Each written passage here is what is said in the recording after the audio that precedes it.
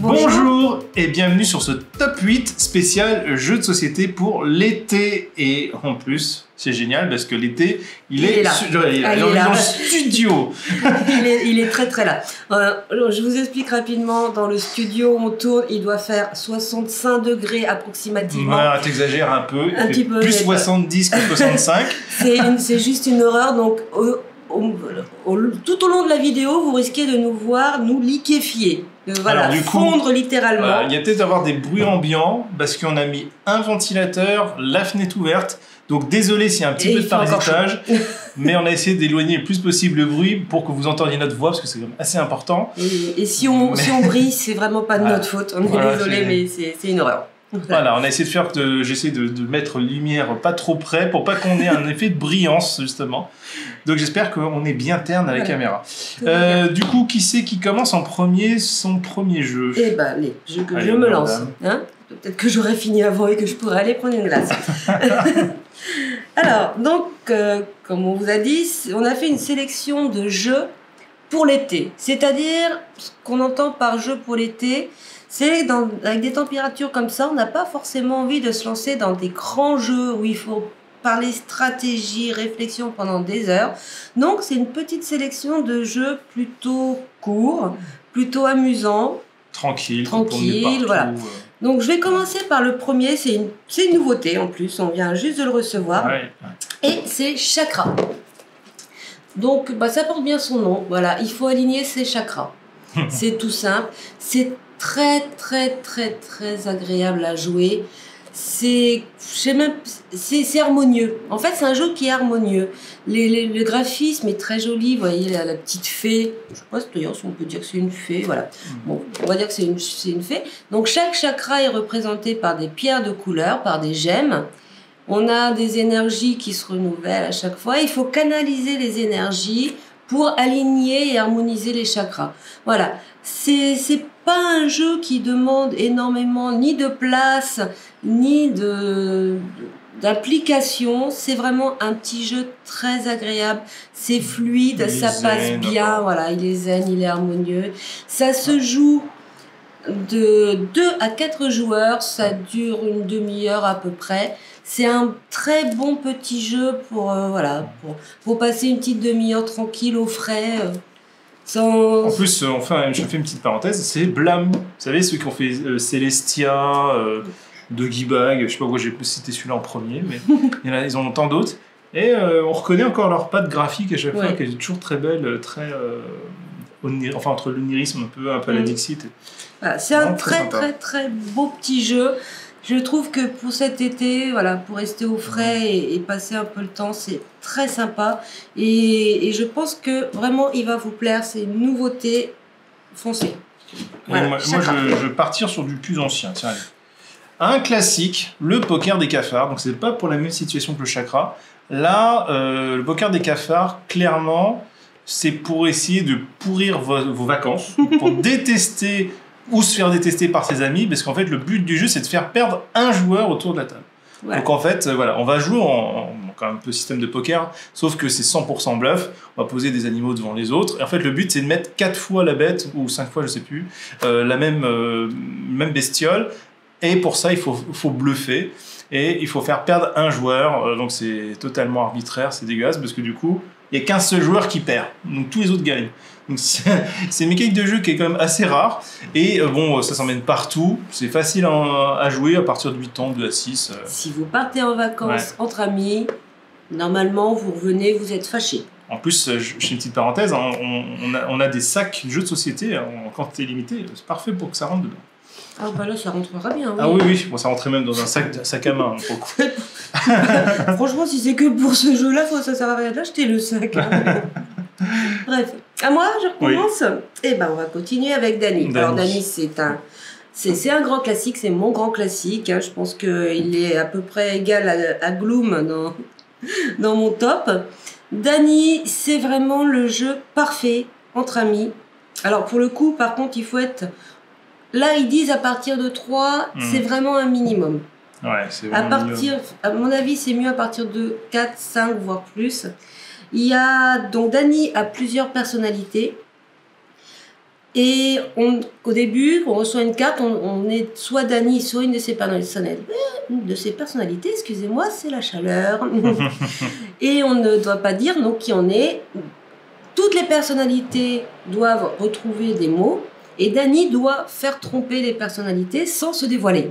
Et à la fin, on doit trouver qui est Dany parmi tout le monde. Donc le graphisme est très sympa. C'est vraiment des cartes très abstraites. On peut faire ce qu'on veut avec les cartes, en cacher la moitié, en prendre qu'une partie. On peut même faire un château de cartes si vous voulez, si ça peut faire aider à trouver le mot à deviner. J'ai pas pensé au château de cartes, c'est pas bête. Il y a certaines situations, ça aurait pu être utile.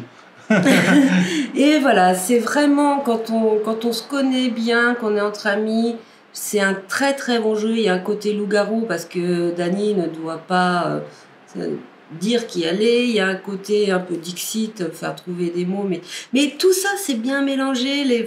C'est vraiment un super jeu. C'est pareil, c'est une petite boîte qui s'emmène facilement en vacances. T'as un problème avec le noir et blanc. Gloom, Dany. C'est vrai. Je crois que j'aime bien le noir et blanc. Mais voilà, c'est un super jeu. Pour le coup, c'est en plus un petit prix. Il est complètement addictif ce jeu. Quand on commence à y jouer, on est voilà. Et quand on connaît les personnes avec qui on joue, à un moment donné, il y a limite un côté on sait ce que l'autre veut dire parce que voilà, on connaît l'autre par cœur et on sait ce que. C'est de la télépathie. C'est de la télépathie, ouais, c'est vraiment un super jeu. Voilà, j'adore Dany, je pense que là ça s'est compris.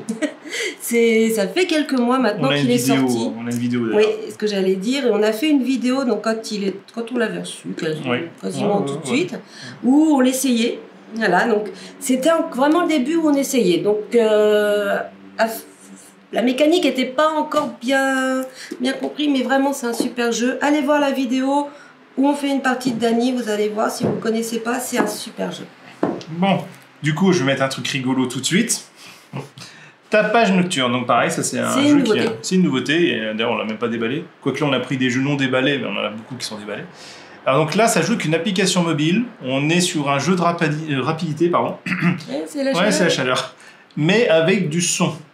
Donc d'où le nom tapage nocturne. Donc, d'ailleurs sur l'application il demande est-ce que ça vous dérange qu'on fasse du bruit, parce qu'effectivement ça fait du bruit. Et en fait on va mettre des cartes, avec l'application on lance la musique et ça va nous donner une instruction qu'il va falloir réaliser ou un son à reconnaître. Voilà, et c'est le plus rapide, voilà, en plus quasiment d'ailleurs ils expliquent tout. Hein. Soyez le plus rapide, tapez sur le personnage associé au son diffusé. Voilà. Donc faut quand même prévoir d'être pas loin d'un hôpital parce qu'en général il y a 2-3 personnes qui perdent leurs mains parce que quand tout le monde veut taper en même temps, il y a des mains qui se retrouvent entre la table et... Côté jungle speed. Voilà. C'est très marrant, je rigole quand je dis ça parce que forcément qu'on va pas non plus y aller comme des barbares au couteau, c'est pas le but, mais c'est marrant. Je viens de me rappeler quand même que les cartes, qu'on appelle ça... alors je sais plus exactement le nom, mais en gros c'est des cartes pièges, qu'on va dire ça comme ça, qui vont dire par exemple gage, voilà, ce sont des gages. Et en fait, des fois on va vous dire, faut fermer les yeux. Donc, du coup, taper en fermant les yeux, c'est compliqué d'un coup là. Oui, c'est vrai. Ça. Ou alors, je sais plus. Je sais plus. Il y en avait un, c'est. Je sais plus. C'est. Ouais. Il y a des choses à modifier un son. Enfin ça. C'est ça. Non, c'est très très drôle à jouer. C'est vraiment pour le coup, c'est le jeu très très rapide, voilà, très marrant. Vous avez juste à télécharger l'application mobile. Au pire, tapage nocturne, ça pourra vous donner un petit aperçu. Bon, vous n'avez pas les cartes, mais ça vous donne déjà un petit truc. Bon, je continue. Toi, c'est quoi du coup? Je vais passer à Color Addict. Color Addict, ça joue sur les couleurs. C'est dingue qu'ils ont fait fort sur le nom. En fait, alors là, je suis obligée de vous montrer le dos. Parce que vous allez avoir des cartes, donc très très simple, un design très très simple. Donc bleu marqué en bleu, mais on a aussi des cartes bleues marquées en rouge, ou rouge marqué en vert. Et en fait, c'est un jeu de rapidité également, où il faut faire des associations. Donc, est-ce que ça, c'est une carte rouge ou une carte verte? Enfin voilà, c'est toute cette mécanique où le cerveau va tout de suite analyser soit le mot, soit la couleur. Tout le monde réagit différemment, mais il faut faire les associations. Ça, c'est une carte bleue. Alors, la carte bleue, elle est là. Donc, c'est très très marrant. On perd assez vite pied. Ouais, c'est un bazar bizarre pour cardiaque, en fait. Oui, c'est un peu ça, effectivement. Il y a un côté bazar bizarre qui est toujours très sympa. C'est pareil, c'est du jeu très addictif, c'est du jeu très fun. Ça se joue, j'ai même pas regardé à combien ça se joue, parce que plus on est nombreux, mieux c'est. Ouais, de 2 à 6, voilà. Oui. De 2 à 6. Ça cause du nombre de cartes. Ouais, c'est ça. Mais effectivement, 2 c'est marrant, mais 4 ou 5 c'est encore plus drôle. Voilà. C'est très très sympa, c'est pareil, ça s'embarque partout. On peut y jouer à la plage, on peut y jouer en camping, voilà, même chez soi dans le jardin. C'est très marrant à jouer. J'hésite du coup. Alors, jeu de bingo pour grand-mère ou un jeu sans table? Pour grand-mère. C'est mon jeu en plus, c'est moi qui présente. Donc, Corinthe. Oh, je vous laisse même le prix dessus si vous voulez. Corinthe, donc en fait, c'est un jeu de loto. Non, c'est pas un jeu de loto. En fait, c'est un jeu de la gamme des Roll and Write. Vous avez vu, j'ai un super mauvais accent anglais. Voilà. Je critiquerai pas. Voilà, oui, non, mais mieux vaut rien dire pour l'anglais. Donc, ce jeu, en fait, vous avez une grille. Vous avez, comment dire, différents éléments. Il y a, je sais plus comment on appelle ça déjà, c'est les poteries, les choses comme ça. Enfin, bon, tous les éléments qui sont dessus. Pire, je peux regarder la boîte, je vous dirai. Hein. Et en fait, l'idée, c'est qu'on va lancer des dés. On va les classer par valeur. Vous allez choisir, chacun à son tour, va choisir une valeur de dés. Et on va récupérer autant de cases qu'il y a de dés qu'on a récupérés. Et en fait, vous allez pouvoir cocher les cases qui ont rapport avec les dés. Voilà, je ne suis pas très clair, on sent que la fatigue arrive. Si par exemple j'ai des dés qui ont été posés en violet, il y a 2 dés en violet, je prends les 2 dés, et ben ça me fait cocher par exemple 2 cases en violet. Voilà, et en fait, donc ça c'est la partie, on va dire, un peu bingo. Et après, il y a une petite partie assez rigolote, en fait. Vous pouvez sacrifier des dés pour vous déplacer sur une sorte de petit schéma. Et ça permet de récupérer des items et des bonus. On peut acheter des chèvres aussi. Oui, c'est qu'après, on peut acheter des bâtiments. Il y a 4 types de bâtiments, normalement. On peut acheter des chèvres qui vont permettre de débloquer les bâtiments. Mais on peut acheter des pièces d'or. Les pièces d'or, ça fait un peu tout. Hein. Ça donne des relents, ça donne des mouvements. Et ça donne des points de victoire, bien évidemment. Donc, Corinthe, alors c'est un jeu qui a fait beaucoup parler de lui. Le truc, c'est que c'est bien pour certaines situations de vacances tranquilles. Voilà, un peu comme Chakra, ça fait partie des situations où on a envie d'être posé tranquille, mais avec un jeu qu'on n'explique pas en un quart d'heure, 20 minutes ou une demi-heure. Non, pour le coup, on pose la feuille, on fait bon, lance les dés et je t'explique. Voilà. C'est vrai que ça se joue tout de suite, il n'y a pas vraiment à expliquer. La mécanique est simple, mais elle est complète. Ouais. C'est-à-dire, où je suis pas d'accord quand il parle, même si c'est pour rire de loto ou de bingo pour grand-mère, c'est que c'est pas juste, oh j'ai la case, machin, c'est bon. Non, c'est plus complet. Il y a un vrai choix, c'est pas si simple. C'est très sympa, c'est pareil, ça se joue très bien, c'est fluide. Et puis je trouve qu'il y a un côté aussi très été avec le. Oui, c'est vrai que là c'est vrai que c'est à Corinthe, c'est tout mignon. Un truc à préciser aussi, c'est que donc ça se joue sur des feuilles. Et honnêtement, le paquet de feuilles est déjà bien épais. Il y en a 150, je viens de vérifier, 150, ça va. Sachant que vous pouvez prendre un crayon. C'est ça, parce que quand on prend un crayon qu'on gomme après, honnêtement, il y en a vraiment pour quelques heures. Nous, là, dans notre café-jeu, avant qu'ils aient épuisé les feuilles, malgré le nombre de joueurs, on n'y est pas encore. C'est ça. On aura vendu le jeu d'ici là. Pour le coup, c'est vrai qu'ils ont fait fort, parce que c'est pas rare qu'on trouve des jeux où il n'y a pas assez de feuilles et qu'on ait vite fait le tour, que là non, ils ont mis le paquet. On peut les télécharger, au pire des cas, les feuilles, donc il y a toujours moyen. Donc du coup, ton 4e. Ouais, avant de complètement mourir de chaud. Oui, c'est vrai, tiens. Je sais pas comment on fait, mais voilà. Alors, j'en ai pris un, mais il y a plusieurs thèmes. C'est les petits Family Quiz. Alors, Family Quiz, il n'y a pas beaucoup à expliquer, c'est du quiz. Voilà. Là, j'ai pris ciné-série, il y a aussi musique, années 80, 90, 2000. Il y a sport, un autre spécial football. Il y en a un culture G aussi qui est très très sympa. Voilà. Là, j'ai choisi celui-là, c'est totalement arbitraire. Ils sont tous très très très sympas, les questions. Très balèzes aussi. Il y a des questions assez simples et d'autres questions beaucoup plus compliquées, parce que sur une carte, il va y avoir 6 questions. La première, facile, à 1 point, et plus ça va, la dernière est à 6 points. Et c'est le premier qui arrive à 30 qui est normalement gagne, mais en général, on n'arrête pas là, on continue, parce que les questions sont tellement sympas, tellement bien trouvées. Il y en a vraiment pour tous les goûts. Là, on a fait dernièrement une partie avec une amie. sur la musique et on y a passé la soirée parce que il y a vraiment pour tous les goûts en musique. De la musique 80, 90, 2000, donc c'est très très large. Ciné-série, c'est pareil, il y a vraiment pour tous les goûts en ciné, en série. Et voilà, le quiz foot est franchement pas simple. Moi et ma fille, on adore le foot depuis des années. Et honnêtement, il y a des questions qui sont bien costauds, où on a appris des choses. On apprend des choses aussi également. Et le culture G, c'est pareil, c'est culture générale, il y a un peu de tous les thèmes. Et voilà, c'est vraiment en petit quiz. J'aime beaucoup les jeux de quiz, mais c'est souvent trop gros, trop imposant. Il faut sortir le plateau, les cartes, les machins. Là, voilà, ça s'emmène partout. Petite soirée entre amis, on veut pas se prendre la tête, c'est rapide. On fait que quelques questions, on peut s'arrêter, on peut recommencer. Enfin voilà. Très bon petit jeu, très bonne petite série de jeux. Parce que, encore une fois, j'ai pris celui-là, mais il y en a plein d'autres. Il y en a même d'ailleurs qu'on n'a pas pris. Je crois qu'il y en a un pour la cuisine, il y en a. Enfin, je pensais qu'on avait toute la gamme, c'est possible. Non, je crois que la cuisine, on verra après, mais ouais. Vraiment, je suis fan de ce petit Family Quiz. Ils sont super sympas. Bon. Je finis sur le meilleur du top. Bon, mais oh. On va se battre. Palm Island. Non, mais là, c'est incontournable. Oui, non, désolé. Il est très bien. On est sur le top de ce jeu d'été. Le top du top du top. Il est très c'est le marrant. top. Et c'est aussi une nouveauté. C'est le top de ça, et c'est encore mon top.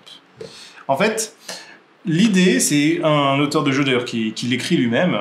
Qui c'est qui l'a écrit? C'est John Mitling. J'espère que j'écorche pas le nom. En fait, désolé s'il passe par la vidéo. Aujourd'hui, je sais pas ce que j'ai que l'anglais, mais c'est une horreur. Non, mais avec le français, je te rassure. Non, vous avez... En fait, l'idée, c'est que là, on a un jeu qui nécessite... Non, plutôt qui ne nécessite pas d'avoir une table ou un endroit où jouer, parce qu'en fait, comme son nom l'indique en anglais, il faut juste la main. Palme, la main.